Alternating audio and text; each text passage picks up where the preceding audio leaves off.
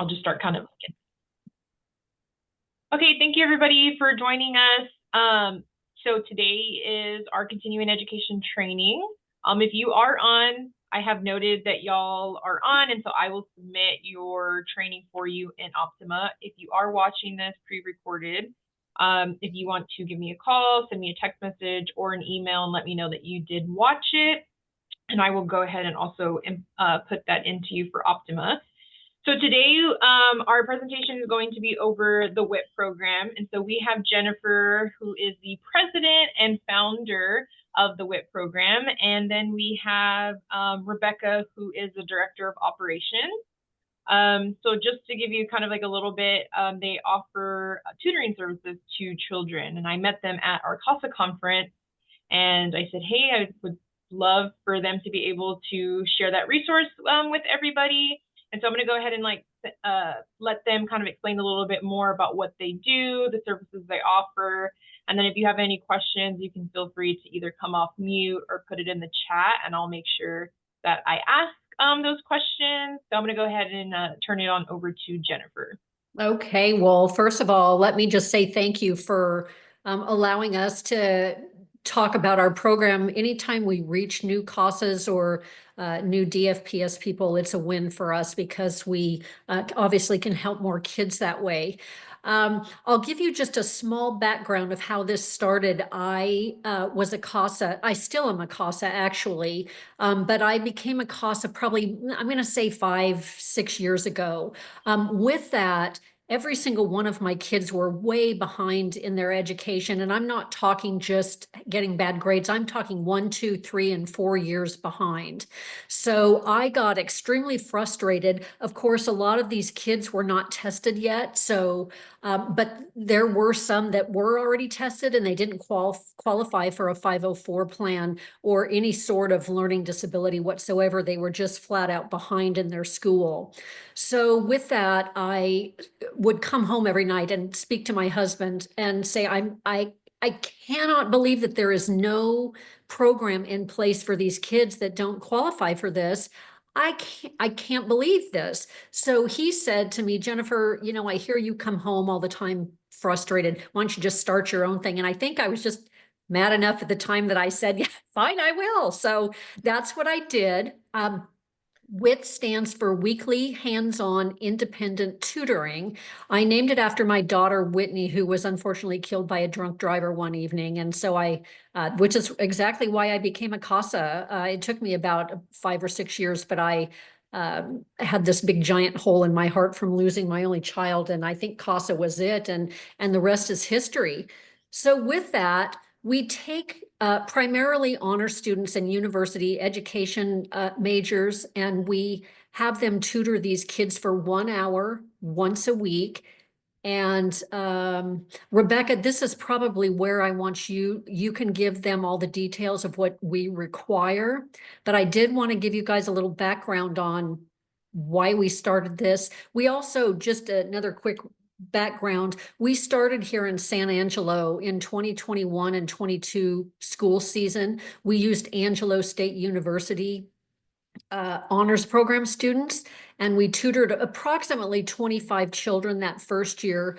And it was such a great success on many levels. In the university system, they submitted our name to the National Collegiate Honors Council, where we won the 2021-22 Best Community Service Engagement Award in the nation. So we were kind of off and running with that. Not only did that happen, but DFPS went ahead and approved us to go statewide. So we now work with 17 different universities across the state of Texas, as well as just professional individuals or retired teachers or military that want to help these kids and not see them drop out of school. So with that said, I'll let Rebecca take over the little ins and outs and intricacies of what we do and what we need.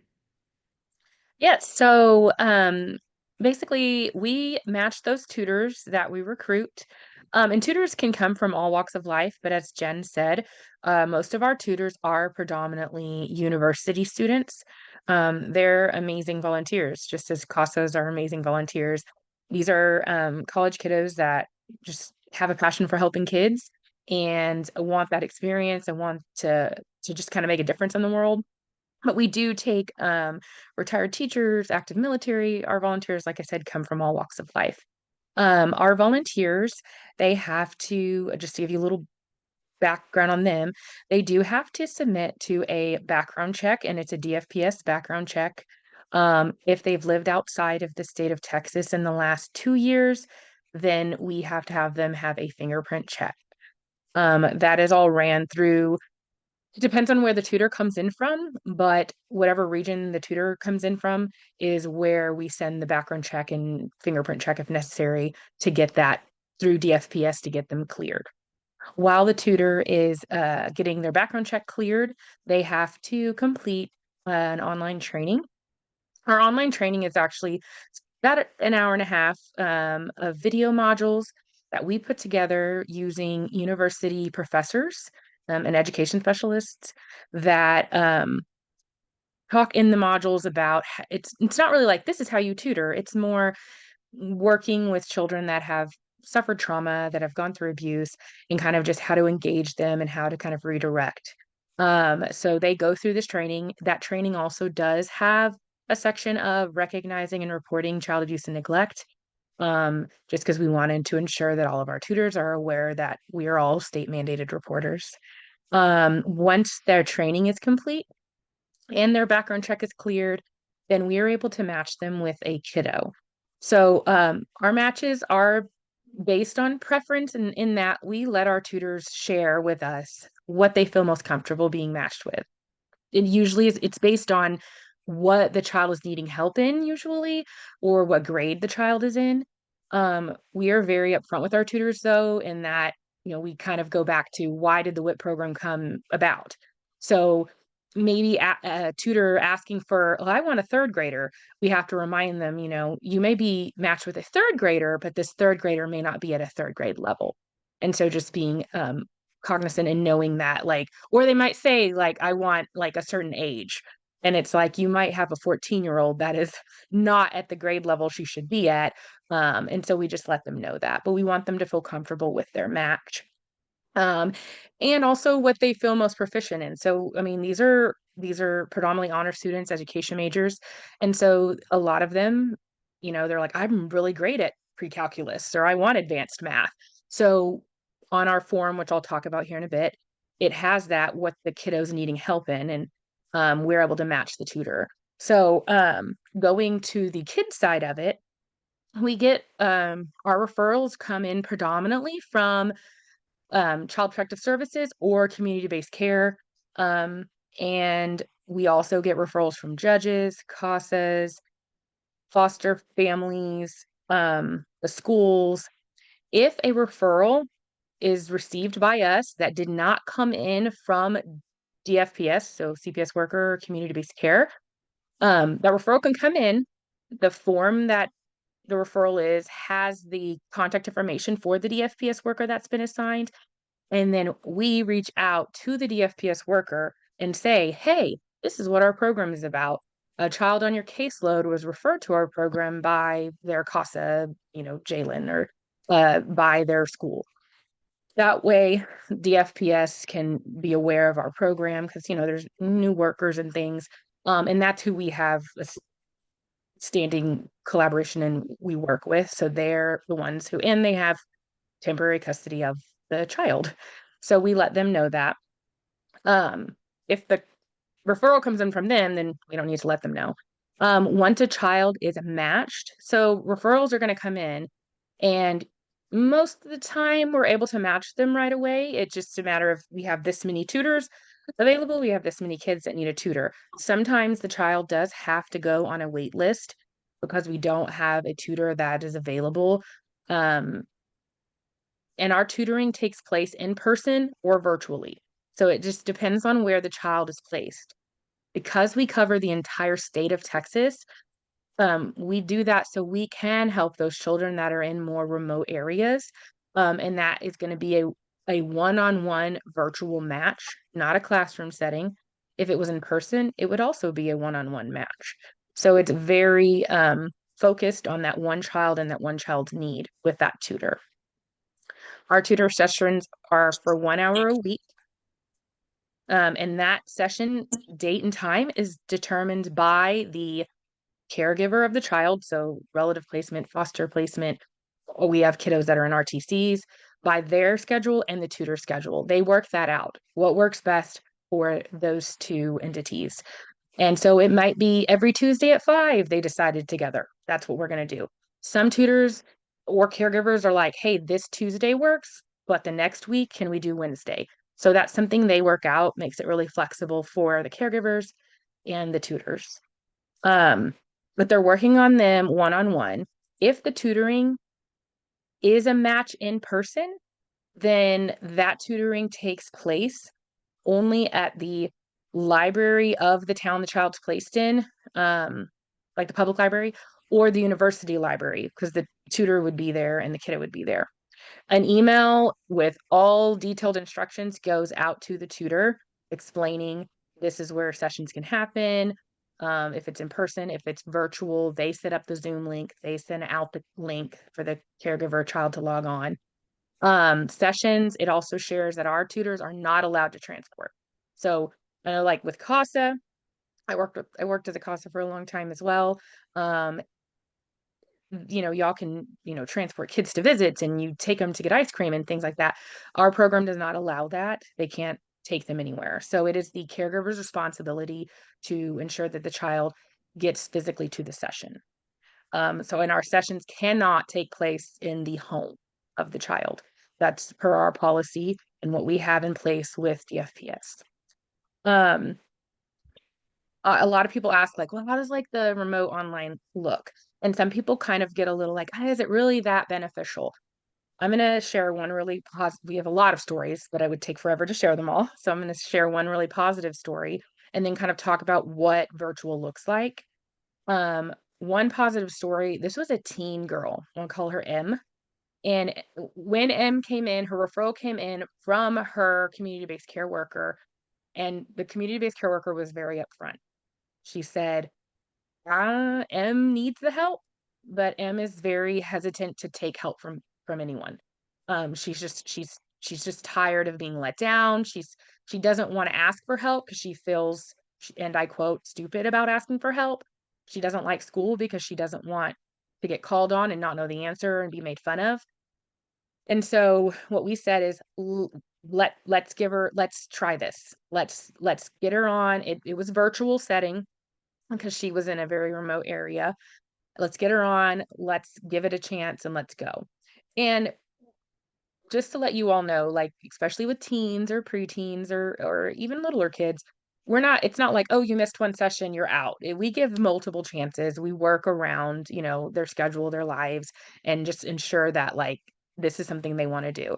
So with M, she logged on and the tutor logged on, and y'all, after about, I think it was 4 sessions, the child herself reported to the tutor, her community-based care worker, and her school, I I I get it. Like, I feel more confident. I like to go to class now. I this tutoring has helped me so much, which was really cool to hear and see coming from a teenager, and one that was maybe kind of reluctant at the beginning. So our tutors do work around and work with kiddos who just kind of have lost that love of learning and who just need that kind of one person, like a CASA, that they can rely on. And the way that virtual sessions work well is, okay, we got Zoom right here. Our tutors know how to use the share screen tool. They also, a lot of them, ask the caregiver and the child to send, after the first initial meeting, getting to know you, I call it, they ask them to send like their work ahead of time. Like, hey, what's the assignment that you're struggling with? So the tutor can kind of get a gauge on it. And then that's something they work on at the next session. So our tutoring, we do not have a set curriculum because every child is different. Every child is at a different level. Every child is struggling at something different. The tutor engages with the child and the caregiver and works on what that child is specifically struggling in and needing help with. So that's why it's going to be based on what is needed in those moments or in that, I guess you'd say, semester of school. All of our tutors are input their session reports. We have a secure database.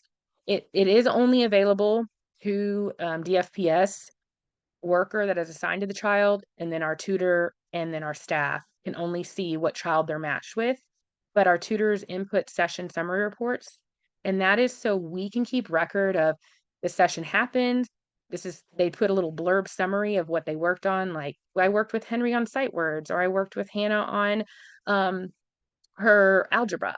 And next next week, we're going to work on this. And that's in there so it can keep record for us. And it's just like with CASA, right? We tell our tutors, we know you're doing your sessions, we know you're working with your kiddo, but we have to have that documentation that everybody loves to prove to, well, our funders to be able to show the progress and for us to know that it's working. Our tutors do also document missed sessions because it's very important. So it might be missed session due to sickness of the child, of the tutor, whatever reason, it is documented in there. And they will document because sometimes, I'm sure you've all dealt with this, we'll have a caregiver that is a little bit lacking on communication and needs a little extra help. And so they do put in there, hey, I tried contacting the caregiver and I was left on read receipt, or I sent an email, or I called them and I didn't hear anything, or they agreed on this day and then the kiddo didn't log on or didn't come, right? So that's all in there. That's also so the worker can report to the court, hey, they're doing this or they're not. If you as the CASA want to know how the child is doing, the tutors are very open to sharing that with you all. We just do not have permission to allow anybody else into that database. But you can always ask the tutor, hey, how is Henry doing? Do you feel like there's progression and how they were struggling in this? Are they doing better? So you can, as a CASA, ask that and get that information that route. Trying to think. Oh, in person, again, local library or school library, the caregiver can bring the child to the tutoring session and then they could run an errand. They just have to be back within that hour, agreed upon hour time. We'd like them at libraries because you've got like a plethora of resources when you're at this library. One, two, there are cameras, so it follows our policy of just having everything in place for the safety of everybody involved.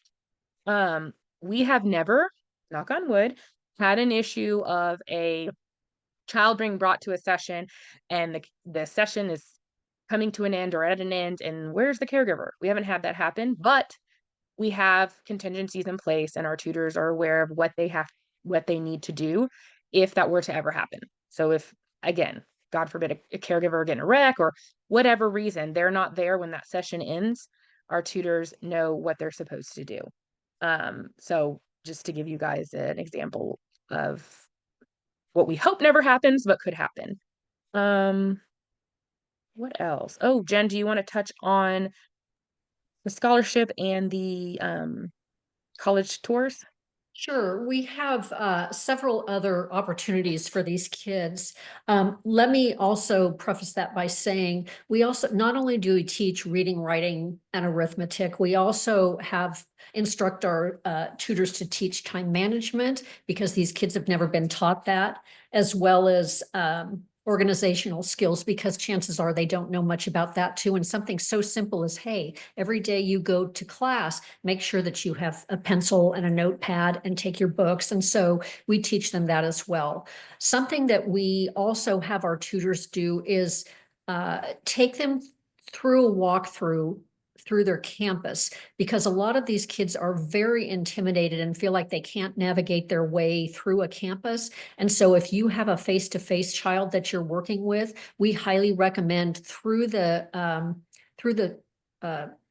university or college campus that we give them a tour so that they can navigate through there. And everyone that has gone has raved about, oh my gosh, I had no idea how much fun this could be, or I had no idea that I could navigate my way through a campus. Not that exact words, but it alleviates the mystery and the unknown. So We do that as well. We also have what's called the Vanna Almond Scholarship Fund, which is a fund that we've put together. We give a percentage of our donations to this fund. And what we do is we supply them with living expenses, whether it be for books or whether it be for food or, through the campus. So it goes to the universities directly so that these kids don't have so much stress with their expenses. So all they have to do is put into that. And we have a nice amount of money in there right now to where we can help quite a few kids. So that's another nice thing. If you go through our program, they are eligible for the Vanna Almond Scholarship Fund money.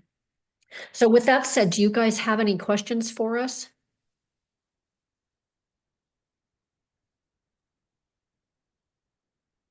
I just had a question on what the referral process would look like.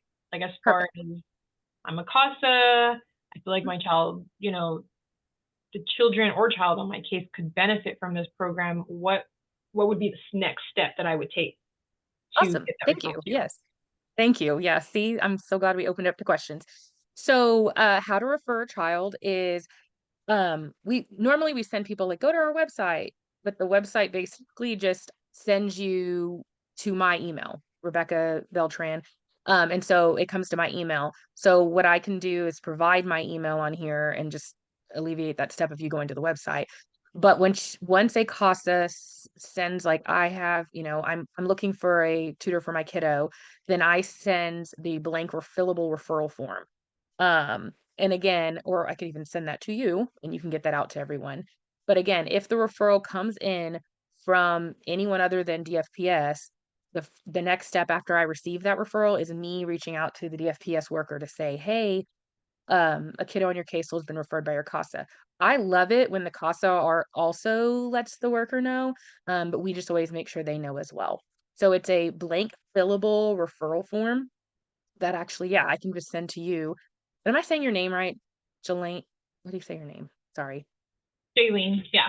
Jaylene. So I can send you that blank fillable referral form that you can send out.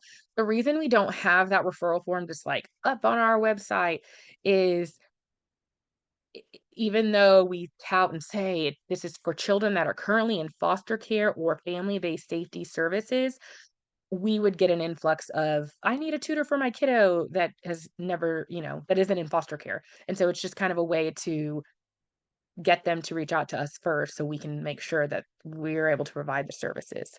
So I can send you that referral form. Then the worker or the volunteer, whoever fills out the form.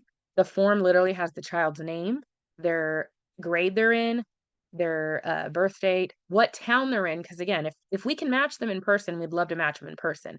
And then it has the placement's name. We don't need a physical address. It doesn't say that. We just need the actual town.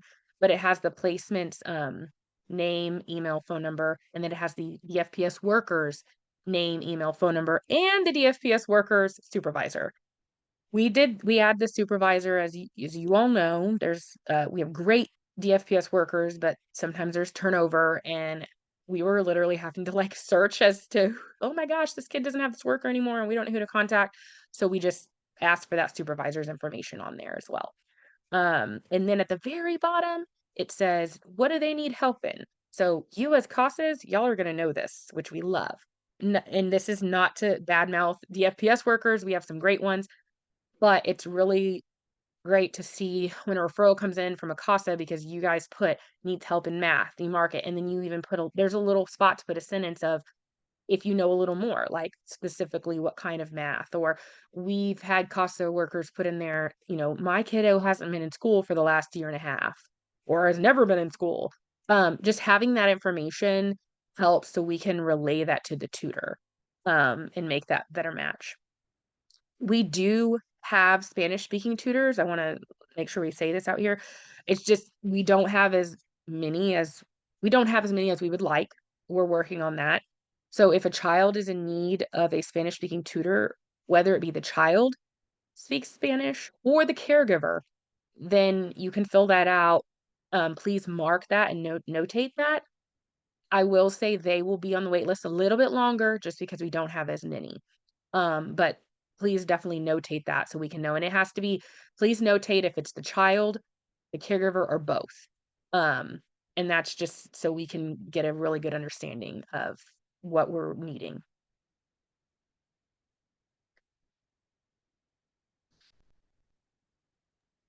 Thank you. And then what is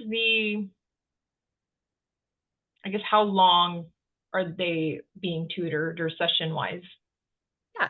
So 1 hour a week working on what they need. And as far as like how long, it really is dependent on that child. So children can exit our program one of a few ways. One, which is the number one that we want, is they exit it successfully. They reach grade level. That is shared based on them saying, "Oh, I'm doing amazing." Them sharing. We also, let me back up a little. We do ask our tutors to try to get the grades. We're working on a better way to do that of the child when they're first come into our program, on like where they are grade wise. And then so that way when they're like, I'm doing so much better, then we can say, okay, like let's see how you're doing. So they exit it saying themselves self-reporting, I'm doing better, the caregiver saying they're passing, the worker saying they're passing. And so they say, I don't feel like I need this anymore. The child, caregiver, and worker are let known that should later in the school year or the next school year this child need our services again and is still in care, they just need to reach back out and we can look at rematching them with a tutor. May not be the same tutor. It just all depends, but we can rematch them. The other way a child exits our program would be if their case is closed. So I don't know if we really touched on that, but our program is solely for children that are currently in foster care or family-based safety services. So once a child's case is closed, we have to exit. That you're talking like once in a blue moon, would that be a fast exit? Because y'all know there's cases where it's like, oh wow, we're out of it, right? Or we're out, y'all are out of it. Most of the time, we're gonna know way ahead of time that's coming, and so we'll do like a soft like exit of being out of our program. So that would be how they would exit. So reunification to the parent, adoption, permanent managed conservatorship, case closed, we're out. The other way is our program is voluntary, so we do have those kiddos that we match them, we try it, and they're just, I don't want to. I don't want to. I'm not going to do it. Um, and we give them multiple chances, or they just sort of like flat. Then we would exit them. We're not going to force them to be in it. But with those, again, we stick it out for quite a while until we get a pretty like no. That then we'll exit them out of our program. So that would be how, not that this happens that often, but you all work with kiddos, so you know, just to clarify, if the child is a Texas child, the case is out of Texas, and the child gets put in a placement that's in another state, we can still tutor them because we do virtual. They just have to, their case has to originate out of Texas. I know when we were at the Texas CASA conference, there were some CASA programs from other states, and they were like, what about? And we were like, not yet. Jen, eventually we're looking at going to other states. But as of now, if they are a child who has an open Texas case, then we can give them our tutoring. Jaylene, let me just start off by saying too, well, I'll finish that by saying we will keep them in as long as they're willing to stay in and they're not caught up to grade level. If they catch up to grade level during the year and they don't want to relinquish their tutor, that a lot of these kids get very comfortable with their tutor, we'll allow them to stay on for the rest of the year with that same tutor, provided the tutor's willing to do that. So they can stay on as long as they're willing to stay on and they haven't caught up to grade level. We have some tutors that stay with kids for 2 years. So, you know, we have a ninth grade girl that was testing at a second grade level and she's been 2 years with their same tutor. So that happens as well, but they can stay on, say they catch up to grade level during the year and they're like, I don't want to get rid of my tutor yet. We'll allow them to stay with them. Because I don't want to pull not one more kid away from another person, you know, when it's not necessary. So we allow them to keep their tutor through the year if they like. Oh, Yeah, that's and their awesome. case is open. In summer, sorry, and if their case is open. So the summer, a lot of people, we kind of forget to say that we provide tutoring in the summer. but again, it's optional, right? So as summer approaches, our tutors are asked to ask the child and caregiver, would you like tutoring to continue throughout the summer? If the child and the caregiver report yes, and if that tutor they're matched with is open to summer, then they stay matched and they can tutor throughout the summer. Sometimes we do have kiddos that want to and caregivers, but the tutor needs that summer break. So we'll just match them with another tutor. Sometimes we have the tutor that wants to, but the kiddo wants the break, right? So we just, as summer approaches, that is an availability, is summer tutoring. Thank you. And one thing we might have touched on the very beginning.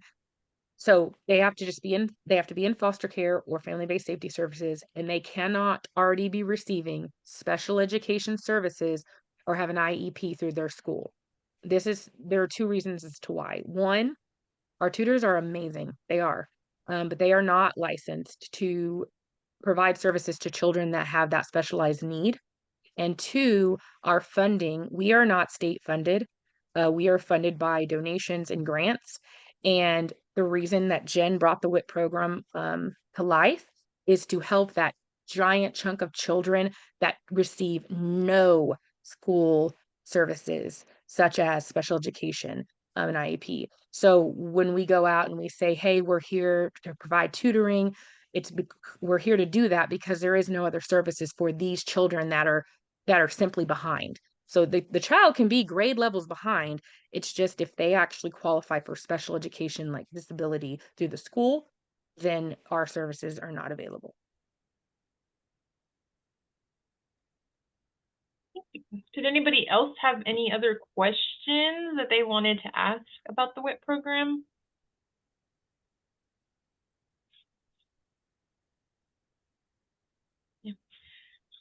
So that was like probably the only question I had was, yeah, like what the referral process was. I know that when I spoke with you at the CASA conference, I was just like, man, this is an amazing program. I got the brochure. I read like up on everything.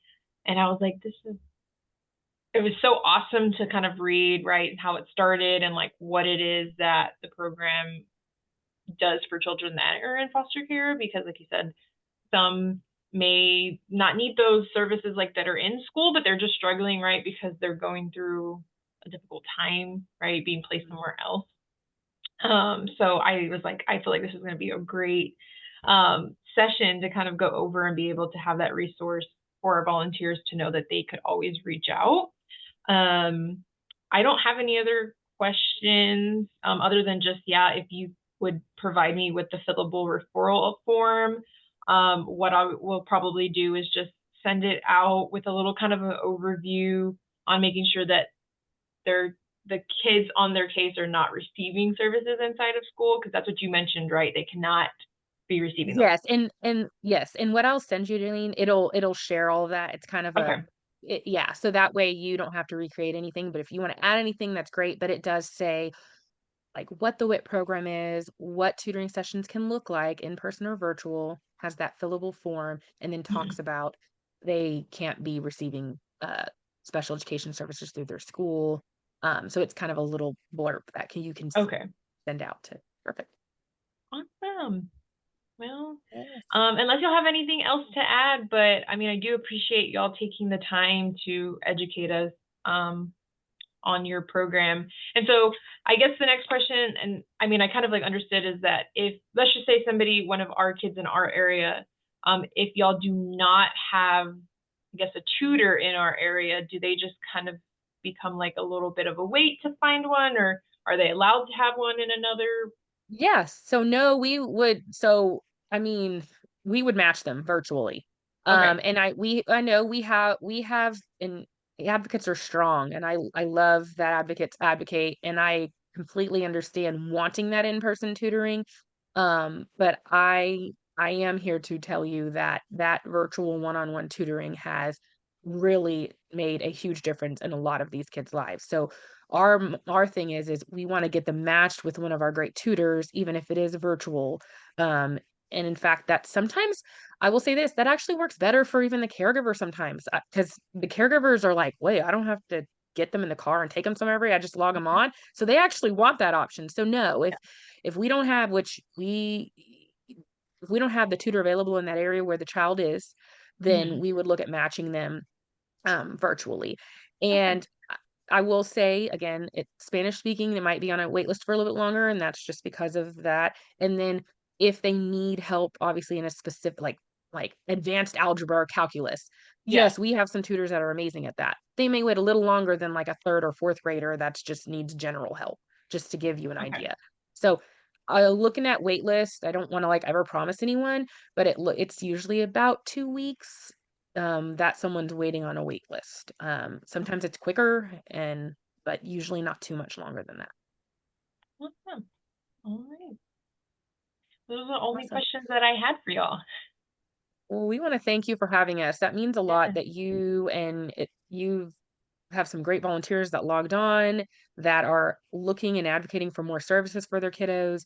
The fact that you took our information and reached out to us immediately, Jennifer and I were really excited for you to put this on and let us come and talk. So Yes, thank y'all guys so much. We really do appreciate it. And as we kind of become and get further, right? If there's anything in your program changes and you start adding anything new or anything like that, you can always reach out to me and let me know, like, hey, like we want to do like an updated presentation, because we do put this on our YouTube page for any new volunteers that may not be a volunteer right now and they want to know those services out there. So you can always reach out to me. You have our information, but I'll definitely make sure that I have the referral form available for anybody who does want to use that resource for any of the kids that they do serve. Yeah, to understand, Jaylene, that that is on our website. It just in case somebody's like, oh, I don't have it, or you Yeah. lose track of it or something, and just tell them to go onto our website at whitprogram.org, and Okay. it's on there. So, but Rebecca for sure will send that to you. Okay. yeah, our referral form isn't on there, but how to get The the referral form information. is on there. Yeah. Yeah. Yeah. Sorry. Okay. Well, thank Thank you guys you. so All right, much I'll send that for. over. Yes, thank you. Y'all have a good rest of your day. Thank you. You too. Thanks for your time, Bye. everybody. Thank you.